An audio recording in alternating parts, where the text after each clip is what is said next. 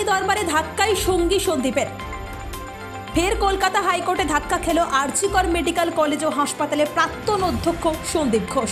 আবারও খারিজ হয়ে গেল হাসপাতালের দুর্নীতি মামলায় চার্জ গঠনের বিরোধিতা করে করা আবেদন। আগের নির্দেশই বহাল রইল। সব মিলিয়ে এই মুহূর্তে তার বিপদ দিন দিন বাড়ছে। আবারও তাকে ফিরতে হলো বিনা সমাধানে। কোনোভাবেই তিনি এক্ষেত্রে রেহাই পাচ্ছেন না। সম্প্রতি হাসপাতালের দুর্নীতি মামলায় সন্দীপ ঘোষ দ্বারস্থ হন আদালতের চার্জ গঠনের সময়সীমা বাড়ানোর দাবি তুলে, কিন্তু তাকে ফিরতে হয় খালি হাতে।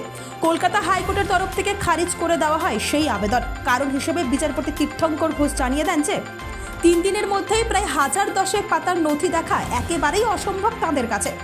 এবারও ঘটে একই ঘটনা। আবারও ধাক্কা খেয়ে ফিরতে হয় সন্দীপ ঘোষকে।